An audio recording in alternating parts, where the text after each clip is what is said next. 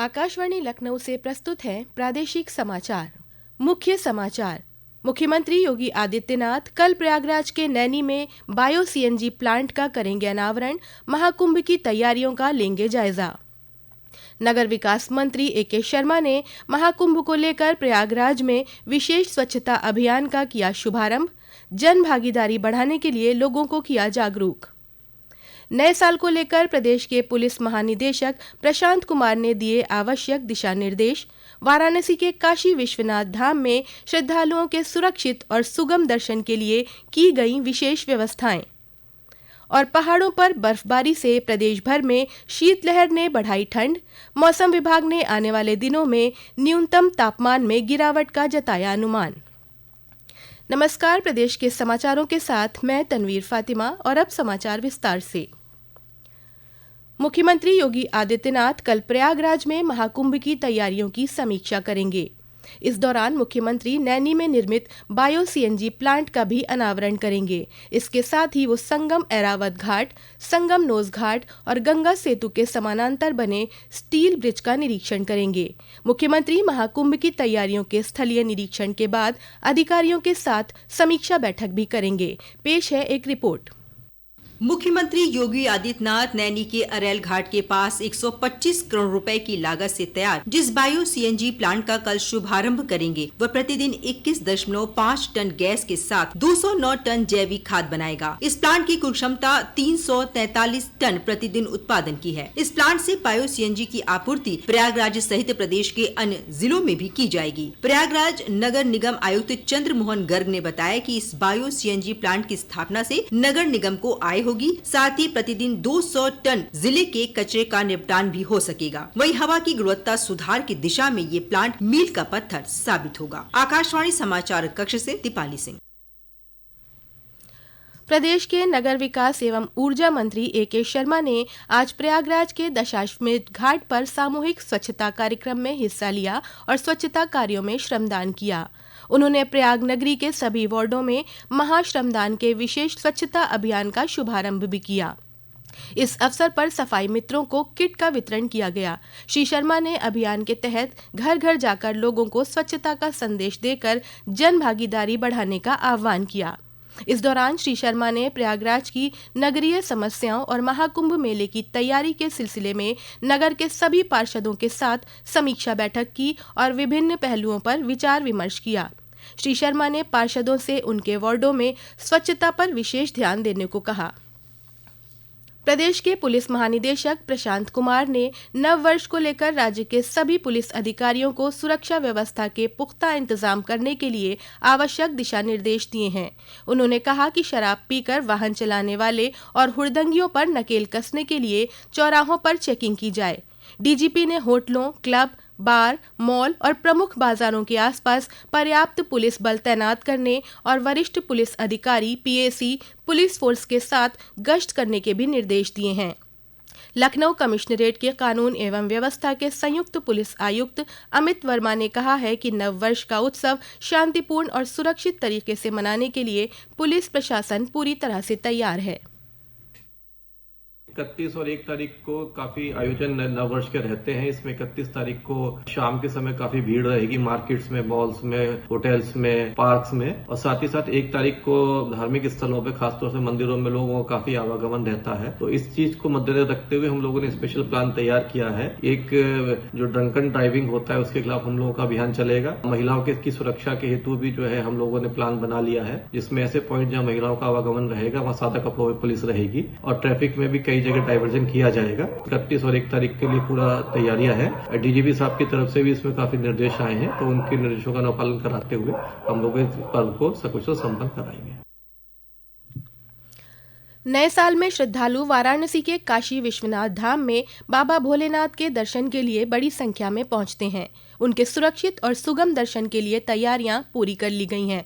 काशी विश्वनाथ धाम के मुख्य कार्यपालक अधिकारी विश्वभूषण मिश्रा ने बताया कि धाम में आने वाले श्रद्धालुओं को किसी भी प्रकार की कोई दिक्कत न हो, इसके लिए विशेष व्यवस्थाएं की गई हैं।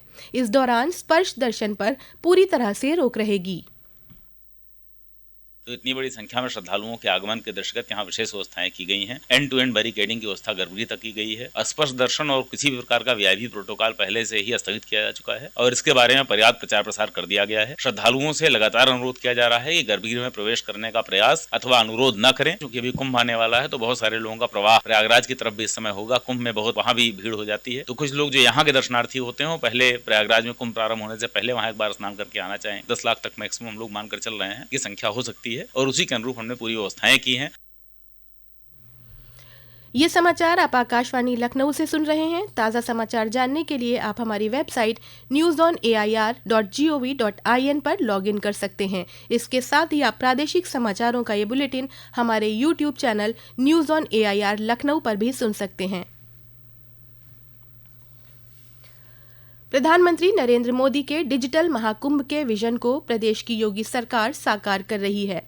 राज्य के नए 76वें जनपद महाकुंभ नगर को रिकॉर्ड समय में सभी नागरिक सुविधाओं के साथ बसाया जा रहा है।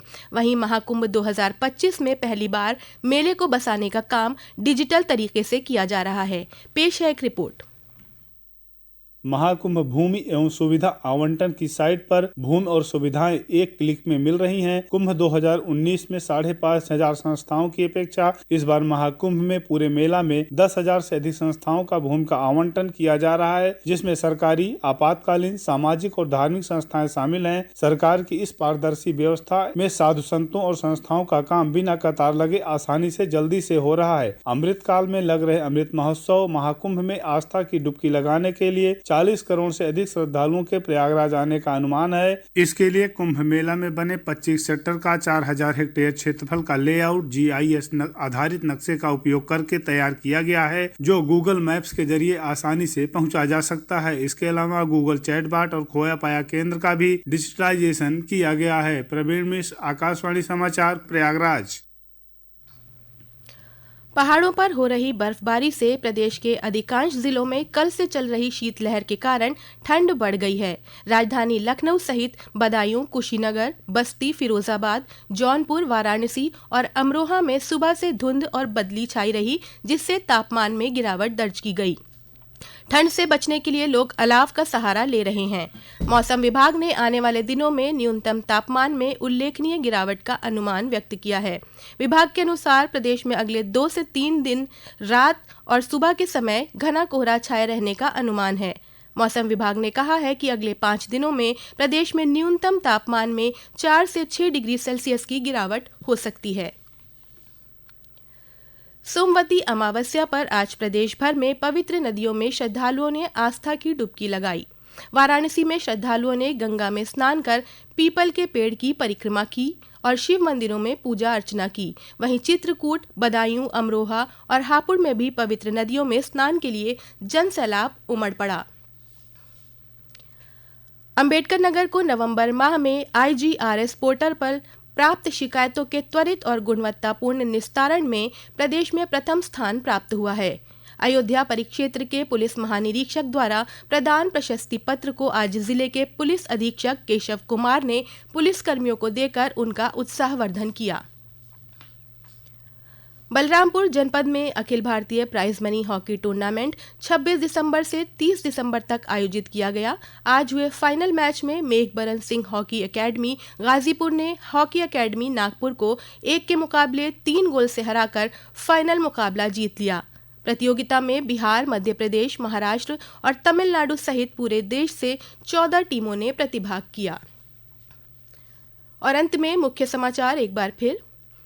मुख्यमंत्री योगी आदित्यनाथ कल प्रयागराज के नैनी में बायो CNG प्लांट का करेंगे अनावरण। महाकुंभ की तैयारियों का लेंगे जायजा। नगर विकास मंत्री AK शर्मा ने महाकुंभ को लेकर प्रयागराज में विशेष स्वच्छता अभियान का किया शुभारंभ। जन भागीदारी बढ़ाने के लिए लोगों को किया जागरूक। नए साल को लेकर प्रदेश के पुलिस महानिदेशक प्रशांत कुमार ने दिए आवश्यक दिशा निर्देश। वाराणसी के काशी विश्वनाथ धाम में श्रद्धालुओं के सुरक्षित और सुगम दर्शन के लिए की गई विशेष व्यवस्थाएं। और पहाड़ों पर बर्फबारी से प्रदेश भर में शीतलहर ने बढ़ाई ठंड। मौसम विभाग ने आने वाले दिनों में न्यूनतम तापमान में गिरावट का जताया अनुमान।